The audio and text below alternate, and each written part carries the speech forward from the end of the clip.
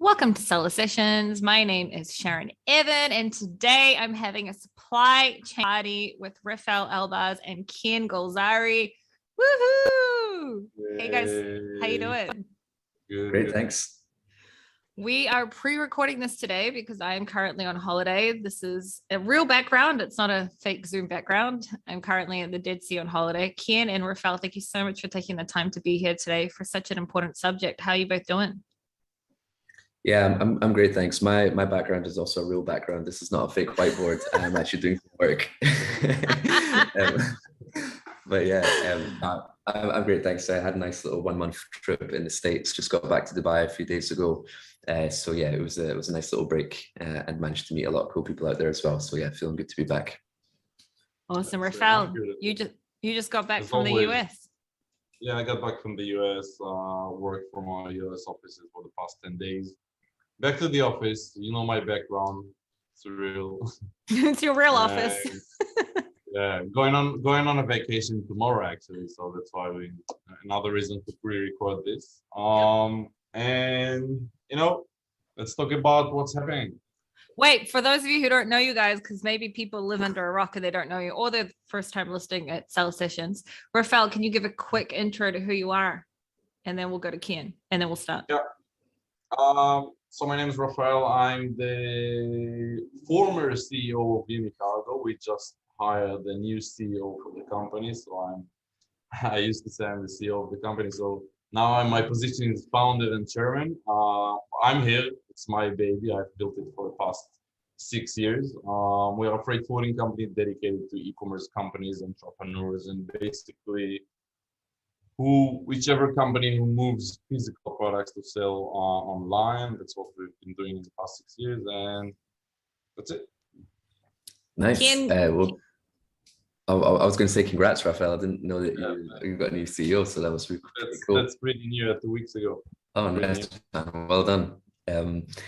So yeah, Kian, I've not done an introduction in a while, so I need to think about what I'm going to say.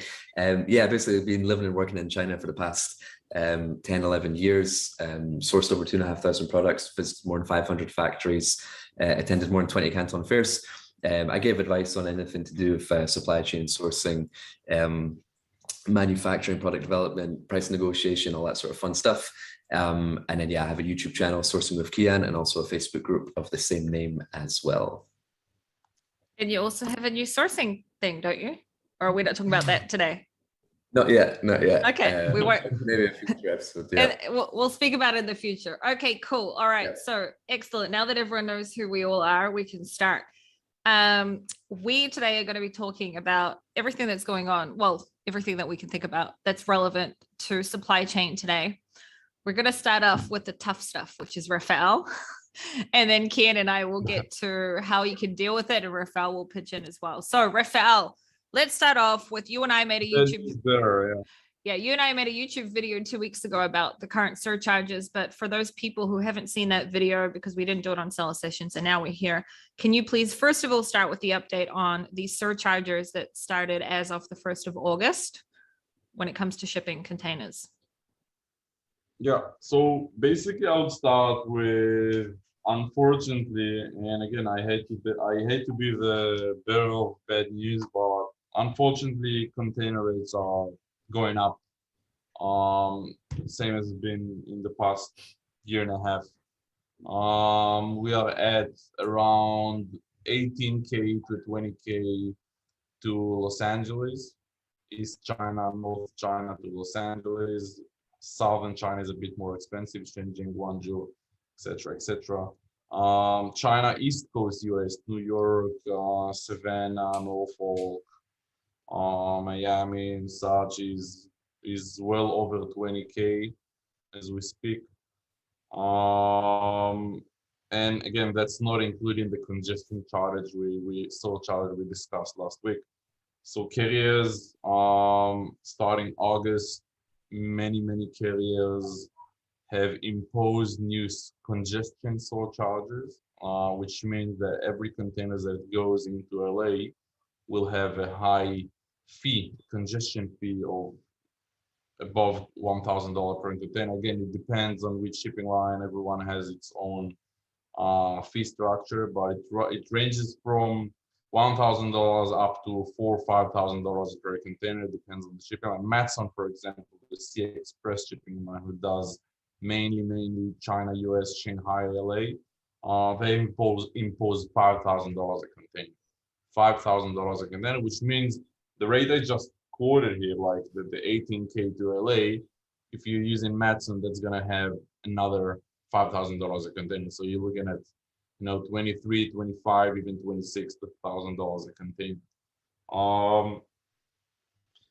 Unfortunately, these rates are expected to last, and we expect more increases because we are approaching Q4. We are at Q4 orders right now as we speak, so demand is not easing anytime soon. Chinese New Year is around the corner as well. Kian will discuss more about it later today, I guess. So demand is spiking up. As we go, demand is spiking up, which is definitely not going to drive prices down. So to be honest, I don't know, and nobody knows. Analysts don't even have a clue of how long we can still see increases and how much further importers can, tolerate these high container rates. We are already seeing a lot of furniture importers, people who have low value containers. If your container is worth $20,000, $40,000 worth of goods, and your goods are bulky like wooden furniture from China, you are out of business. I have clients with over 100 containers in China that just can't move.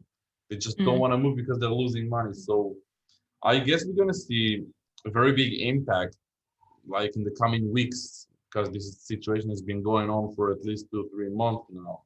And these type of importers who ship bulky products, low value bulky products to the US, they're gonna start hitting with inventory running out low and just running out, and we're gonna see store shelves become just more and more empty because they won't replenish products in the current shipping rates. Can you, Refael, very... can you give us a clear reason as to why currently prices, apart from the congestion surcharges, so yeah, that's the reason. What does it mean? And shipping lines understanding that now they are making money after tens and tens of years that they just lost money. Now they are making billions and billions of dollars in profit. So their interest is,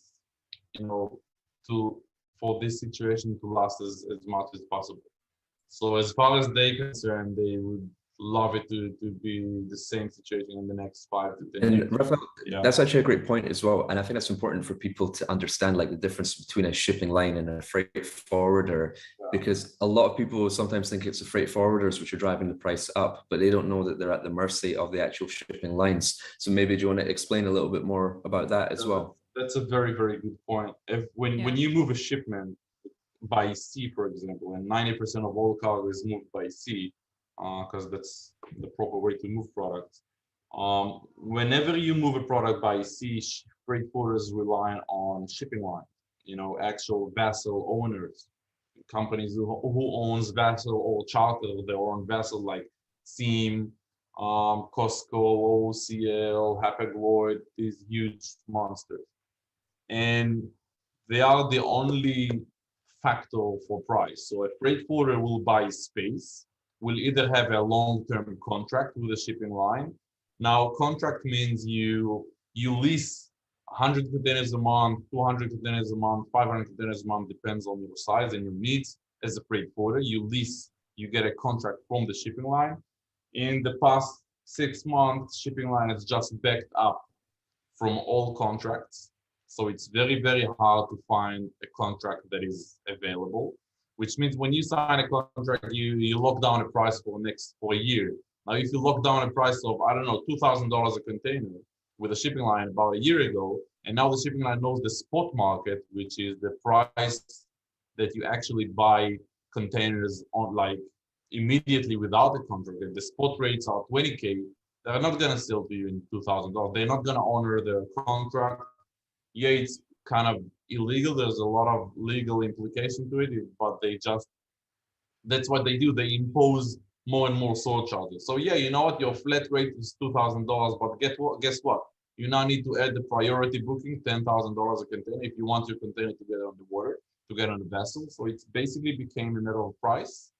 But yeah, as a freight forwarder, we don't control the rates. We just pay what we are, what we need to pay in order to get someone's cargo on the water. Now, freight forwarders, nobody really talks about it, but freight forwarders used to make $100 profit on a container, $200 profit on a container. But now when you buy, and it made sense when you bought a container for $1,500. Yeah, it made sense when you bought a container for $1,200, and this were the rates before COVID. Now, when you buy a container, when it costs you $2,000 to $20,000 to buy a container, you can't make have $100. You can't pay $20,000 up front and then make $100 profit on it. Exactly. And makes no as sense. Sharon just mentioned, shipping lines are now requiring a payment up front. So you need to put the cash even before the cargo is on the water. So, and obviously the client does not pay cash in advance. Yeah, big clients, big high volume sellers, they have their contract with the with the freight forwarders. They pay net 30, net 60, it depends. So you have a lot of financing fees right now. Freight forwarders, again, prices are 10 times higher. So basically, instead of putting $1 million or $2 million a month on shipping containers, now you have to put $20 million a month on just shipping containers. So financing fees are killing margins as well. So it's just a mess. And the industry is a mess. It's key to understand that, like, the main issue is capacity, right? Because a lot of people think, oh, if we group together, if we put our shipments together, then we can get a better price because we're giving more business. But the fact is, that's the opposite. Exactly. It was true before COVID, but now I have a client with 100 containers. That's a real story. The furniture guys. I have a client who has 100 containers, and I actually trying to explain that moving 100 containers is actually much more expensive than moving one container because there is just no space. You'll have to pay more money to move 100 than to move one. It's crazy. And capacity is, that's why I said when Sharon asked what is the reason, in one word, COVID.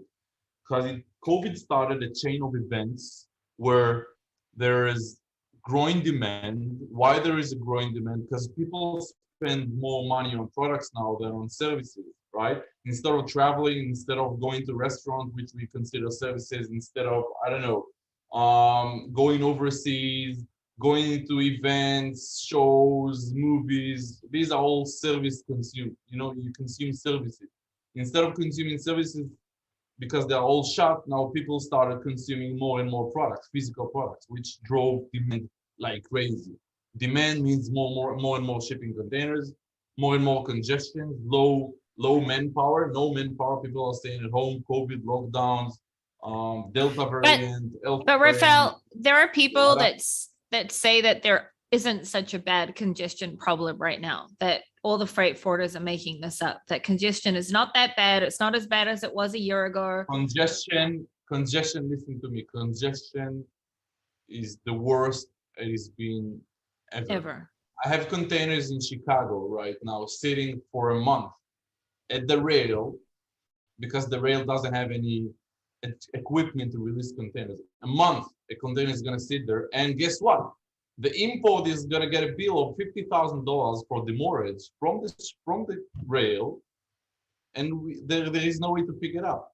Can we explain, when we mean congestion, we don't mean just congestion at the port, right? We mean there are congestions that are on rails, in equipment. There is no equipment. Congestion like means chassis, etc. Congestion means chassis. Congestion means 3PLs are not accepting products and cargo as fast as they did.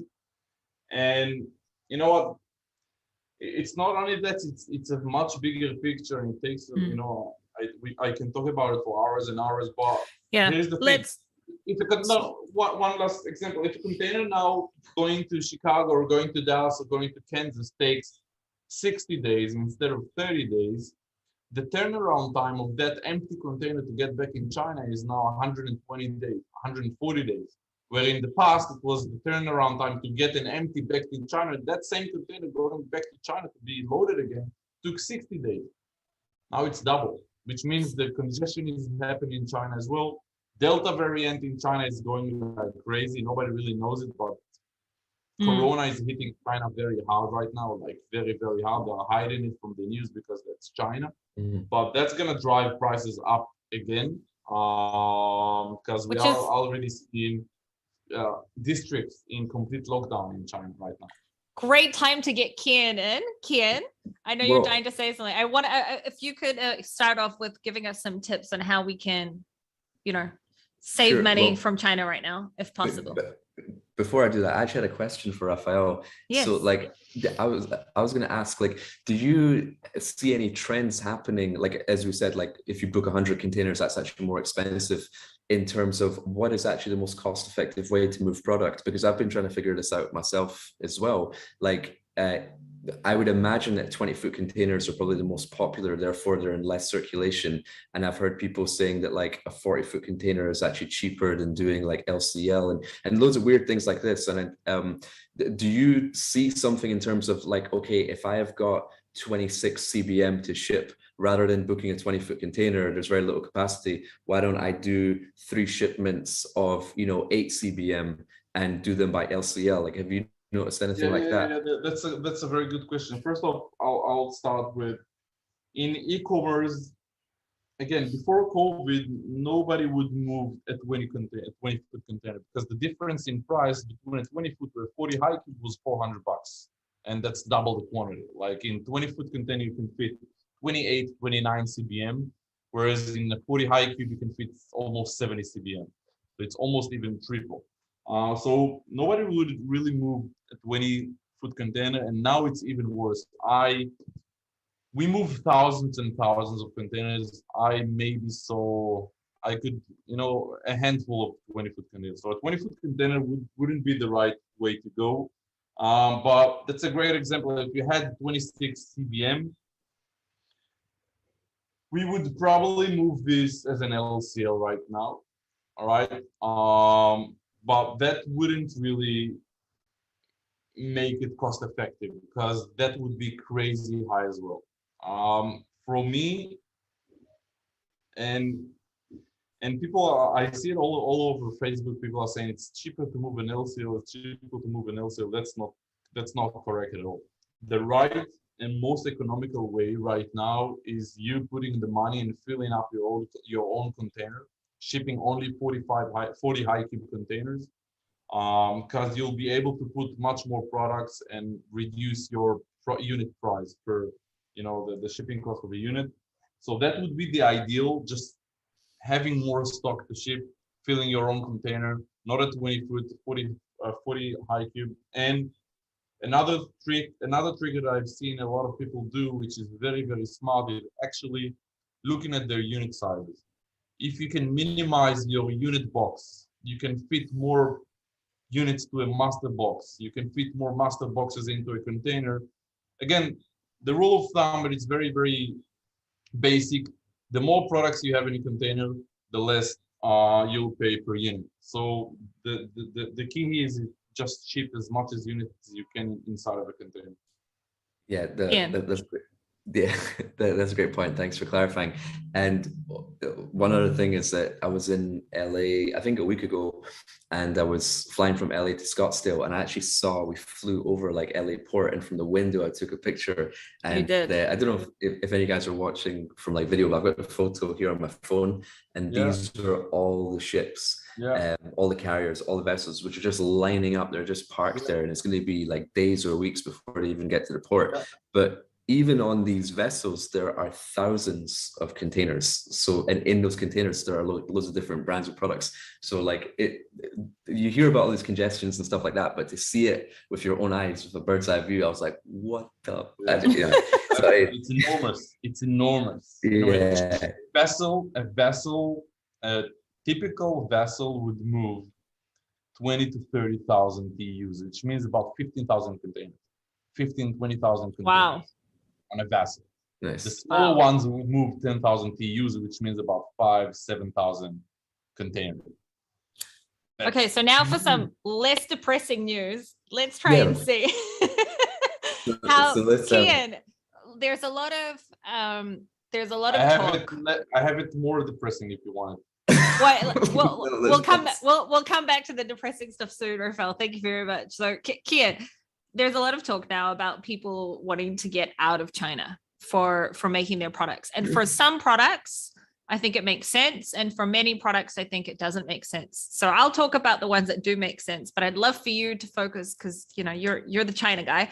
If you could focus on how can we make the situation less shitty from sourcing from China right now? Can you give us a few pointers of what we can do? And I know you're going to talk about this, so I want to give an intro to it or whatever. Right.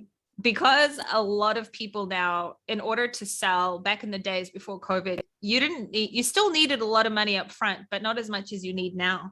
So Refael just said that they need to pay for their shipping for the shipping in advance. So they're asking a lot of also sellers need to pay for, full container, et cetera, in advance. So you need a lot more money today to source products from China. So can you help us also to understand how we can maybe work on payment terms as well, to try and, negotiate that as well?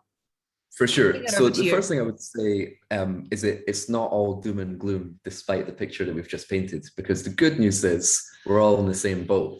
Pardon It's true. the pun. It's not like we're the only people getting hit with these like shipping and logistic charges. Your competition is facing the exact same thing. So if you have to increase your price, so guess what? So does your competition. So it's impacting everyone. So that's kind of the first thing to consider. But I'm just going to try and give a few like tips and tricks in terms of like how to really maximize or get the best optimized supply chain to get the best prices from your manufacturers, because now more than ever is the key time to get those like 1%, 2%, 3% savings, because they're actually going to make a pretty big difference. Before, when everything was good, it's like, nah, I'll focus on that later. No, I'm going to work on this. I'm going to work on my marketing. Now it's like, no, we really need to optimize our supply chain if you want to stay alive, basically. So I'll cover a few things. The first and most important thing I would say is that it's so important for you as a seller to know exactly what your landed cost is. How much does it cost you to the cent to import this product from China to your warehouse in Amazon or in the States or wherever, right? And there's a lot of people which just use like general formulas, like they've learned on a course. Oh, I'm going to use just like 5% for duty. Oh, I'm going to just use like X amount for shipping, or I'm going to use my shipping prices that I had like 6 months ago. You really have to update that like every time you're thinking to move a product, right? Because it's all changing very, very quickly. And, we could do a separate video all about HTS codes and how to optimize that and how to get the best code for your business. But it's so important for you to know what is the exact duty code that you're importing your product in for, and can I improve that? Can I get a better code? There's various like tips and strategies on how to do that. But I would just say very quickly, the most important thing is check with your supplier what HTS codes they're exporting their goods at to their other customers in the US. Then double check that with the HTS code website, which is hts.gov. something like that. You can Google it, and then just play around with the website, go look up and down and just see if there's cheaper duty codes for slightly different materials. And then that might then trigger you, like for example, if you're doing a beach towel, for example, it might be 12% duty on polyester, but it might be 3% duty on like a bamboo material. And then you can see that and go to your supplier and say, hey, do you do bamboo material? Yeah, cool. What's the price? Oh, it's about the same. Well, great. I've just saved like 9% there. So those are the things that you can kind of look at with the HTS codes to sort of make sure you're getting the best code, but then also really understand like what is your actual landed cost as well. And then kind of, as Refael mentioned, you want to really optimize your packaging as well. Like if you're shipping like a product and you've got this big fancy box, which doubles the size, well, you might want to think about getting rid of that box, because it's going to save you half of your shipping cost, because you can fill double the units in a container now, which is so expensive. So really look at your packaging and just think like, are you really optimizing it to get the most amount of units that you can into a master carton? And this is not also something you have to figure out yourself. You can ask for your supplier's help on that as well. You can say, look, how are your other customers shipping this product? You know, your customers in the UK, your customers in Brazil, how are they doing it? Can you send me some photos? Can you go down to the factory? Can we get on a WeChat call? Like, they'll show you this stuff very openly. So definitely optimize that as well. I just want to add on to that. It could even be though to even make your product a little bit smaller, right? It could even be that it's not just optimizing just the packaging. It could be that you could make your product could be, I don't know, I have lip gloss here. We're going to use this as an example. It could be that your current lip gloss is like this big, but you can make it a little bit smaller and still ask for the same amount of money. And then make sure that you package that in a smaller way as well. So apart from the packaging, a lot of people can also make their product a tiny bit smaller as well. And that could also help. Sure, that's a great point. And one thing I've noticed across the industry, and it's like as Amazon businesses have started to grow larger, you know, when you start out, you kind of find a supplier on Alibaba, and whether you found them in the right or the wrong way, I'm not sure. But I've noticed that a lot of sellers, as they grow, they start to outgrow their manufacturer, because maybe they were using a small trading company and now they should be buying direct from a big factory. So now it's, and I'm not an advocate of like just changing factories to just save a little bit of money, but I would say like now is really the time to understand your supply chain, to see like, are you actually sourcing it from the best possible place? And if you have outgrown your supplier, then this is a good chance for you to move and really get the best possible price for your product. And a good exercise to do that is like, everyone should have a specification sheet for the product, just the spec sheet, which has got all the basic information, like the materials, the dimensions, the sizes, the quality, the Pantone colors, all that sort of stuff.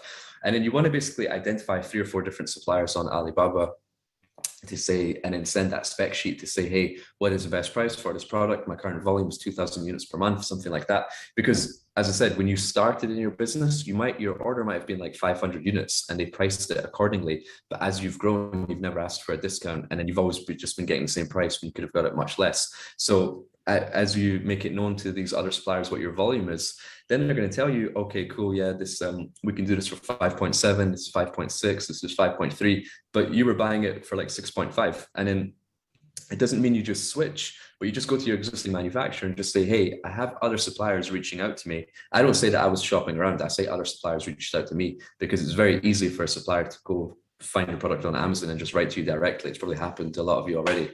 And then I would just say, look, the supplier's reaching out to me. They're offering me 5.7. They've sent me a sample. It's great. I don't want to switch. I want to continue working with you, but I need you to be able to match this price. Otherwise, I have to really strongly consider it. So then you've put your supplier in a situation where they have to drop the price. Otherwise, they're going to lose the business. So then you can make a decision what's best for you. And that's kind of one way to get the price down. But you've done it in an educated way of knowing what is the market value for your product, rather than just, hey, I want a lower price and then just like getting it. You've actually got knowledge from the industry to know what is the fair price for your product as well. Can I stop you for 1 second? Yeah, One sure. second. I just want to say something about the HS codes. I was just thinking about it while you were speaking. I think that me specifically, you and I have been friends for a while now, thanks to Refael for introducing us ages ago.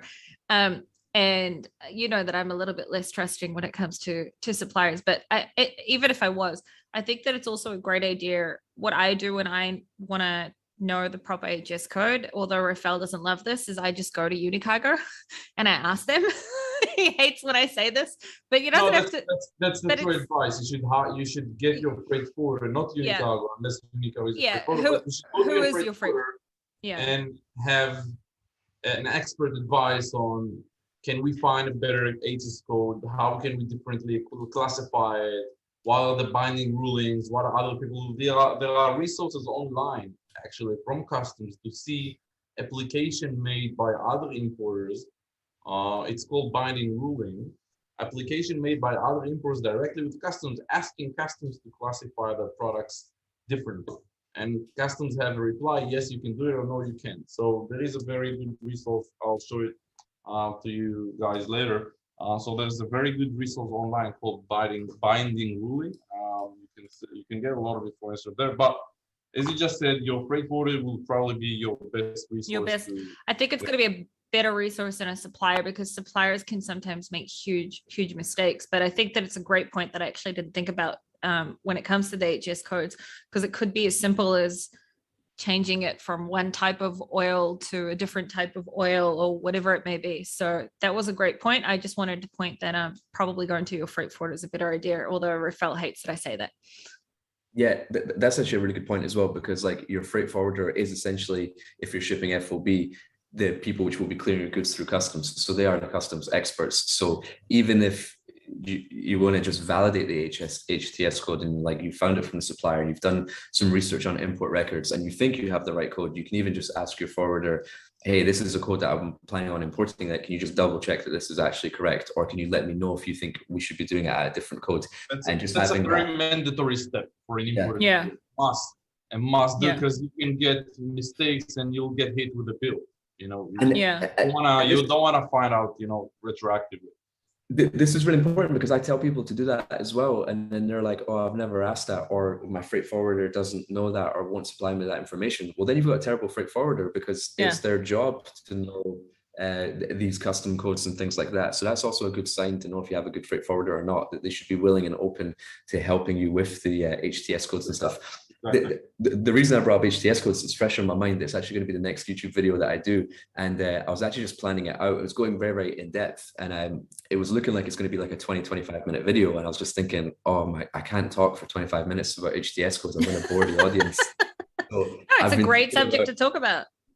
It is, but I've been thinking about ways how to make this topic more exciting. But it's one of those things where like it is a boring topic, but it's so important for your business, so you don't want to gloss over it. So one idea I had was that I'm going to record the video before I'm getting ready to go for a night out, and I'm going to have like a bottle of whiskey next to me, and I'm going to play a drinking game with myself to be like, hey, every time I say the word HTS code, I'm going to take a shot, so that hopefully by the end of the video, I'm not sure about this idea. Mistakes. If you make a mistake because you're drunk, your audience. This is not legal advice because I'm wasted. But I thought this is the best way to keep some sort of retention on the video. So that's what I'm working on at the moment. So yeah, stay tuned for that if you want to see me get it. Let's all drink and talk about it. We could all have a party. Just and talk about it. Yeah, I see that bottle of wine behind you, Refael. All right, Kian, did you have another tip for us?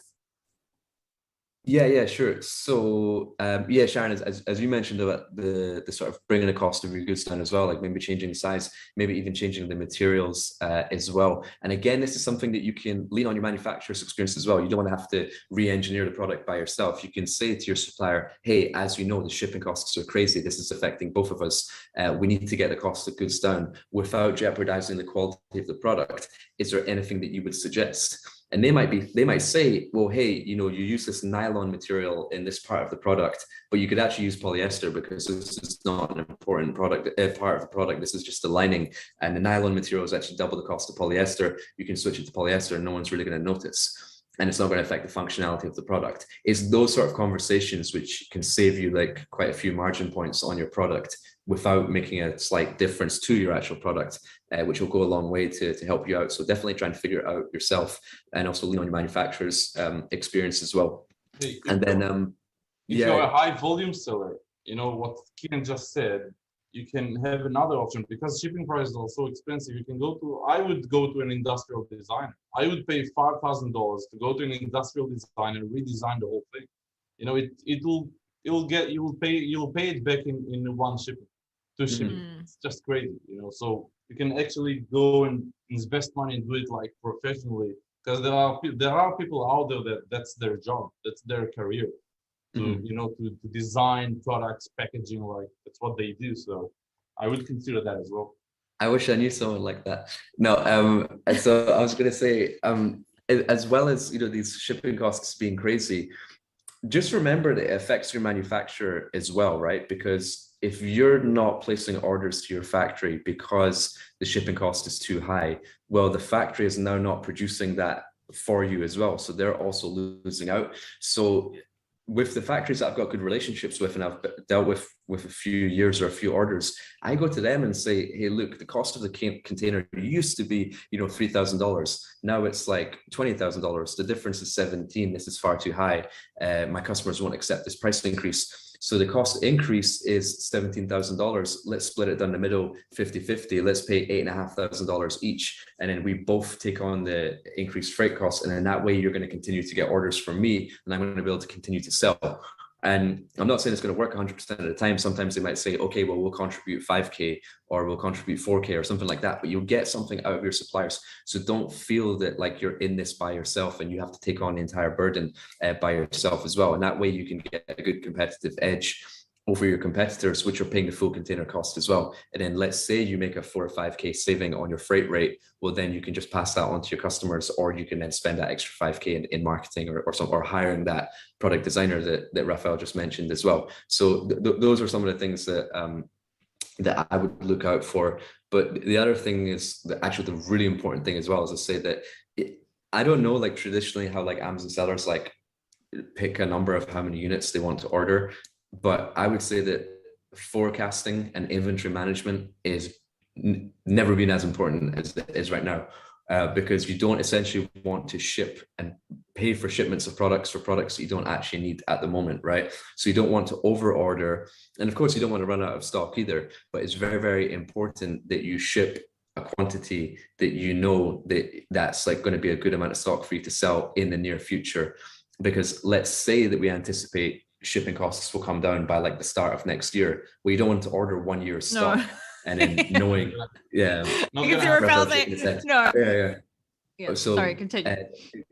It's just very, very important to forecast your orders properly and not just pick a pie in the sky number. But then the other thing is to be mindful of is that Chinese New Year, and I know it sounds far away, it's on the 1st of February in 2022, but they tend to take about a month off before Chinese New Year, and I would imagine that it'll probably be more than a month this time as well, because they're going to have to coordinate because Chinese New Year is the biggest people migration in the world, and with everything that's going on in the world, it's going to be very, very hard to navigate and coordinate that, so they might have to start moving people earlier. So I would kind of plan a little bit earlier for your orders. But if you place an order by the end of October, that gives you 60 days lead time to ship by the end of December. So you probably want to ship a little bit before end of October. So right now we're middle of August. If you place an order now, you've got another 45 days maximum to place an order to get delivery by April next year. So you also want to have that in the back of your mind to make sure you're ordering enough that will tie you into sort of Q2 next year as well. And that's kind of why I was saying like inventory management and forecasting is so important. You have to know those key dates, and then you have to know like your stock turn as well in order to sort of really optimize these costs and expenses. I think that the one thing that when it comes to optimizing your inventory and how many you order, especially if you're ordering containers, it's how many units also fit in a container is also something that everyone should be looking into. But what you just talked about, and by the way, I think that people that are that already know that they're going to be some, there's no 100%, but when you're forecasting your sales, I think that people should already be putting in their Q4 and their Q1 orders now. That's a lot of money though. For people, that could be like $500,000. So sorry, Refael? The game has changed, That's budgeting, That's exactly what I'm saying. So Kian, can you give us some pointers on how people can negotiate their payment terms with their Chinese suppliers? You've spoken about this many times in seller sessions, and I know because I've been on those with you, but like, I think it's an even more important time now, because people make fun of me for saying this, but it's the truth. I do a lot of coaching. And anyway, and a lot of people always say to me, but I don't know how to negotiate with my supplier. And I'm like, just fucking do it. Just hop on a WeChat call with them and say, this is what blah, blah, blah, like what you were just saying. Can you give people some tips on how they can work on those payment terms with their suppliers, or to bring you talk about the cost down, payment terms would be it.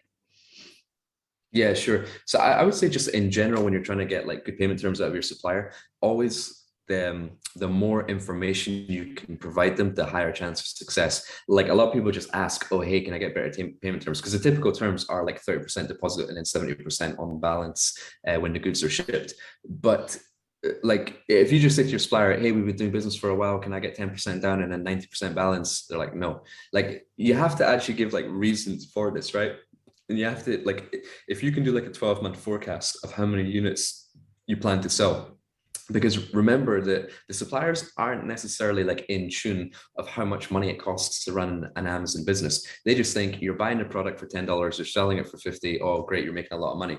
But they don't actually know that like you have PPC expenses, you have ad expenses, you have like a full-time marketing team, you have to invest in content, your inventory and all that sort of stuff.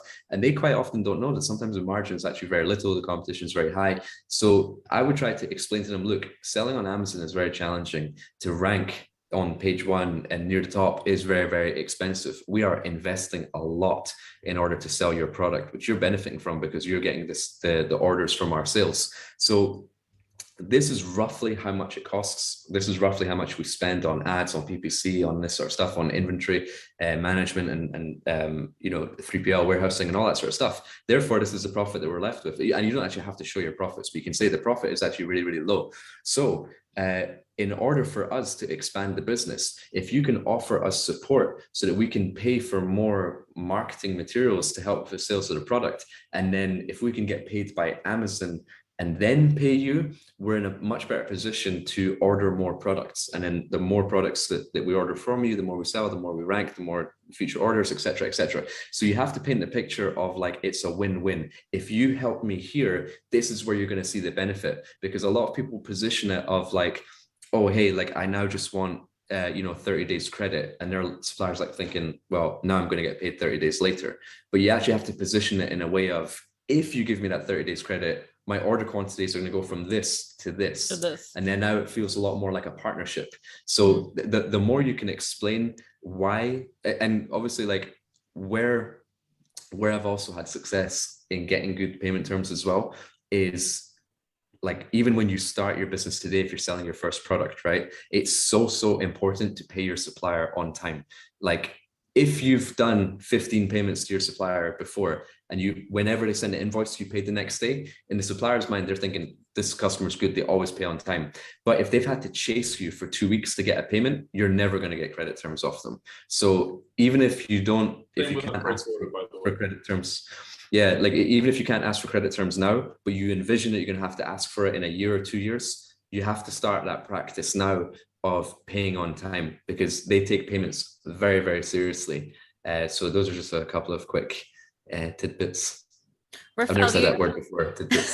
That was a good one. I don't know why I said it. That's a good one. Refael, you just said same with the freight forwarder as well. That if you guys have had to chase a client, it's the same with every vendor or every partner you're gonna have. The more that's very true. Good partner you're gonna be, the more people like to do business with you and like to support you. Because I've seen that we have clients who are over, pushing their invoices and not paying on time, and I have to spend a lot of money with a lot of time of my account receivable thing. We have like teams who just call clients to get payments, and there are many different kinds of clients. But at the end, your supplier will look at you as, again, if he needs to put a lot of investment, like time to invest time in order to chase you for money, that's not good business. Nobody wants that. So yeah, it's super important to pay all of your vendors and suppliers on time. Never mind if it's a graphic designer or a factory. Pay it on time, pay it fast. People will look at you differently. You'll get better terms, better. People want to do business with you at the end of the day. So, Refael, I had a few people ask me questions, and one of there's two main questions that I know that, because we're not live right now, people are probably already asking this type of question. So number one is, can people be creative and instead of send their products straight to their containers, straight to America, can they then send it, for example, to Mexico and then truck it to the US? Or people are trying to get creative. What do you think about that? Well, Mexico is not a good idea for two reasons. A, the shipping prices to Mexico are not, far away from the prices to the US. The situation is the situation. China has congestion. There are less space on vessels wherever you go. It doesn't really matter. But the second point is, operationally, what you just described is a nightmare. Think about it. You'll have to unload the container in a Mexican port. You'll have to use a bonded warehouse because you don't want to clear it and pay import duty and VAT into Mexico. So you'll have to use a customs supervision warehouse to unload that container, build pallets, put it in pallets, return the empty container to the Mexican port, and then have a bonded truck move it from Mexico to the US. So you're just adding more costs, more complications. It'll end up to be much more expensive, much more complicated, and much longer than just shipping directly to the US. So Mexico is what about shipping it? what about shipping to smaller ports or to other ports, not just like LA or, you know? Other ports will be great, but again, Oakland, Seattle are just, they are coming to the same price as Los Angeles. Again, it depends.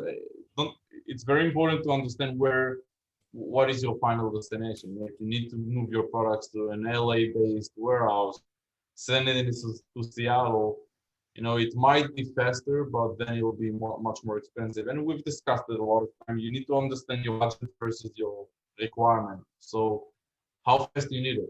Are you able to pay for it? Again, faster means more money. There are ways to move products fast, even today, but it'll just cost you more. What if you So what if you have time? What if you need to get stuff out of China now, and you have time and you want it to be in time for Q1, but you want it to be in your US warehouse within a few months? Are there smaller ports? But are there smaller ports that you can send to? More expensive. Smaller ports would be more expensive. All right, that's first of all. Because again, inland ports will move by rail. It'll be more expensive and much more slower to move to an inland port, to a dry port, rather than a seaport. Right? All seaports in the States are big. Again, West Coast, we have LA, Long Beach, which is probably the same, Oakland and Seattle.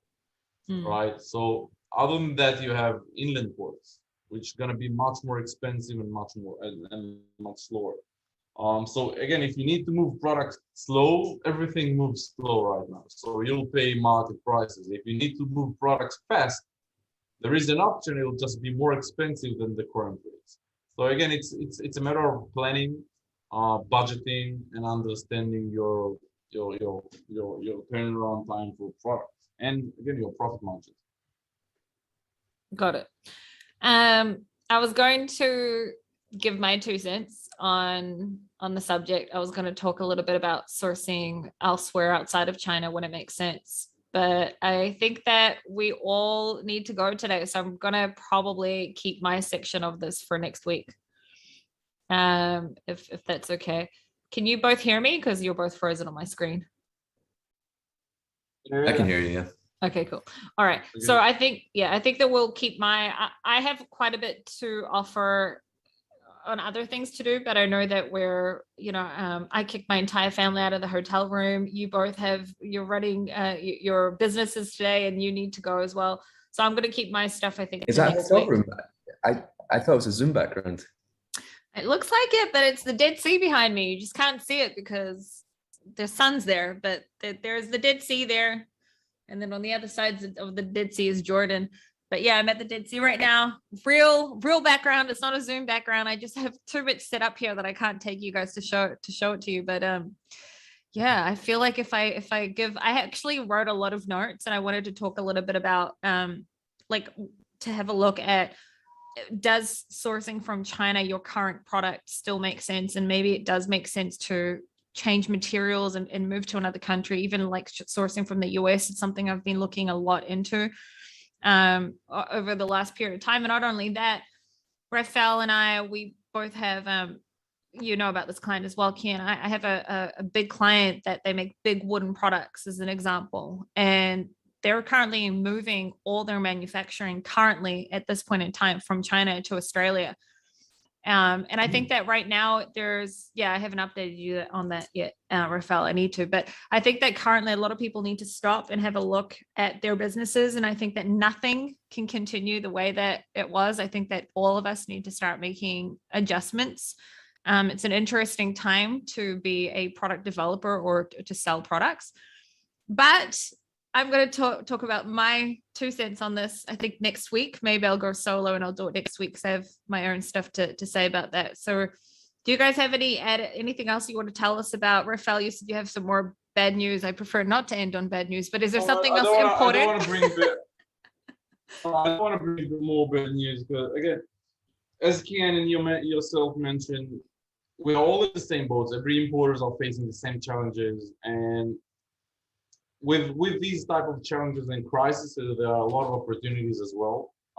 If you think about it, if you're a high volume seller, you'll have a lot of opportunities because the market is changing. competition is changing. A lot of products are not relevant anymore. So the market is changing. It's shifting, and that's been part of being an entrepreneur. You've got to be very Resilient. agile to move and adapt very, very fast. And there are a lot of opportunities that down the line out there. Rates eventually will even up.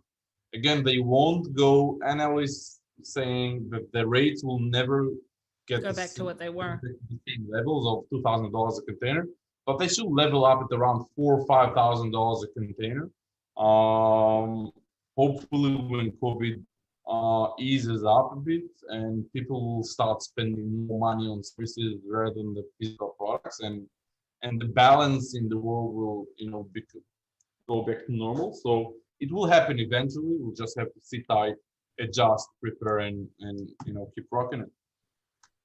Kian, do you have anything to add? I would say, as challenging as the times are, just stick with it. If this is really what you want to do with your life and with your business, because I always feel that in business and entrepreneurship and in life in general, life always tests you before you level up to check that you want it bad enough. And if you do want it bad enough, then you'll prevail through it. So don't just think it's all doom and gloom. Just figure out a way using the stuff that we've kind of talked about in this episode. There is a way to get through this, and there are people doing it in order to succeed in business. So just don't think that this is going to defeat you. You can figure out a way to get through it. And then that's where the best rewards are going to be on the other side of that. Yeah, I agree. I think that I think that this is a time where it's not the time to lift your hands up and give up. It's just a time of reanalyze your business and reoptimize your business and see where you need to make changes. Because I stole this word from Grant Cardone, and I always say everything is figure outable. There's always a way around something. It may be tougher and you may need to work a million times harder than what you needed to back in the days, but everything's figure outable. Even if it means that you need to let go of a product in order and make a different product or whatever it may be, but everything's figure outable. I will come back next week and speak a little bit more about how else to source. I think that's what I'll do next week. Thank you both for taking the time to come on here. Refael, if anyone wants to get a hold of you, if they don't know you and they don't know how to get a hold of you, how can they find you? Just my email is Refael@unicargo.com. You can email me, search me on Facebook. I'm all out there, so I'm pretty reachable. But it's important to mention that's Refael with R-E-F, not R-A-F, because it's a common, it's a nice little story. But also Refael, where are you going on holiday tomorrow? A lot. It's in southern of Israel. It's like the city to go to. It's like vacation in Israel. I think it's like the Las Vegas of Israel. Yeah, it's like the Las Vegas for the Americans. Nice. So they go for vacation not with their family. Here you go with their family to a hotel and stuff. But yeah, I was there last. Enjoy, man. You deserve a break. He does. Cool. Kian, if anyone wants to get a hold of you, where can they find you?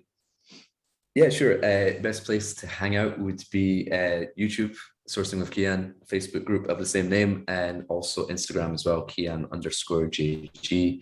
And yeah, be happy to help out. If anyone's got any questions, drop me a line, say hello, say what's up, say listen to the episode, you enjoyed it or you didn't enjoy it, let me know. I won't be offended. All right. Thank you for that. Isabella will be back on Monday and Danny will be back on Tuesday. If anyone wants to get a hold of me, you can find my YouTube channel, Sharon Evan, on YouTube, and my Facebook group, the FBA Alphas. And I will see you all back next Thursday. Thank you guys so much for coming on today. Thank you for having us. Thank you. Bye, everyone. Take care. Have a nice holiday, guys.